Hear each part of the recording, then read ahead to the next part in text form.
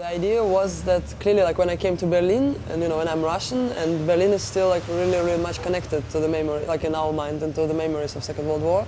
But when you go there, you see like the buildings they're still not repaired. Some buildings they're still not repaired, and you see like these holes from gun bullets, bullets, and it's like still present somewhere there. And then sometimes you just know the names of the streets, and then you're standing there in the streets, and you easily can imagine what was here before. And I think for Russians it's just very strong feeling, so everybody's talking about it when they're in Berlin. But not only for Russians, because even like American friends or French friends that said that yeah, like you feel that the ghosts are still present, are still there in Berlin.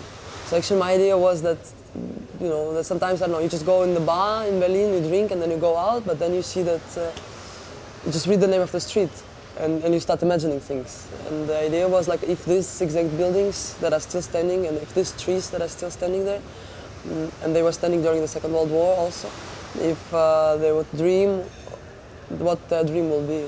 If they could tell something, what they would tell. Yeah. So actually in the film, like this our boy, he kind of provokes them, and then they start talking, and then they start showing their dreams.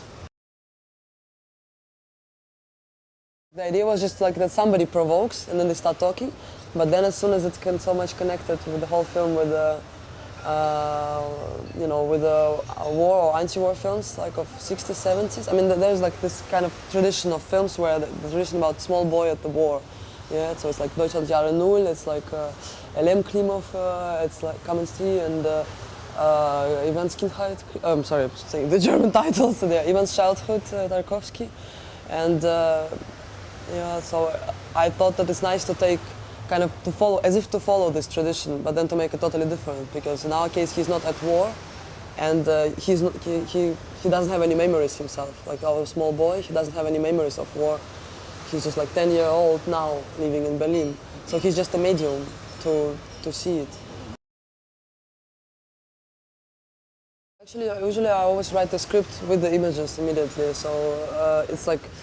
I don't write the story and then find images for it, but it's like it comes together. So I write immediately this sketches and how it should be done. But then,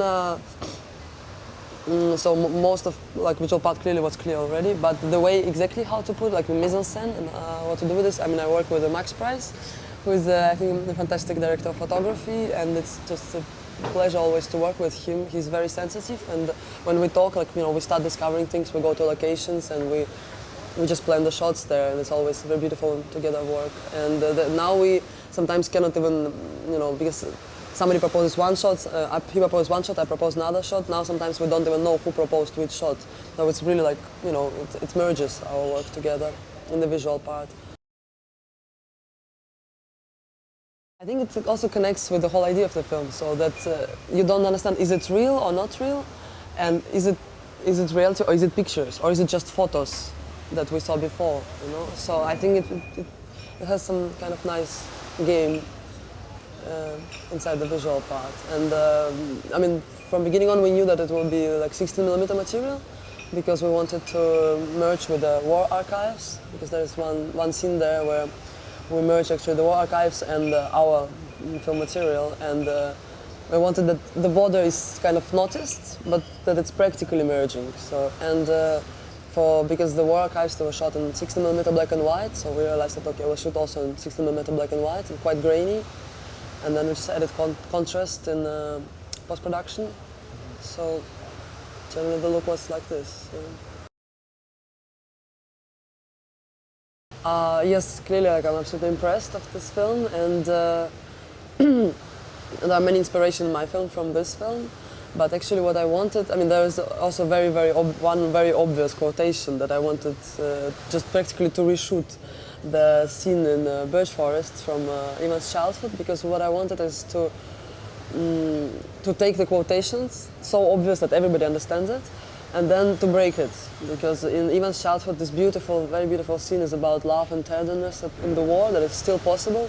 And in our case, first we shoot like this, so there's a couple in the birch forest, and it's also more like about love and tenderness and the birches, and actually we play with this, we take the tenderness from Tarkovsky film also inside our film.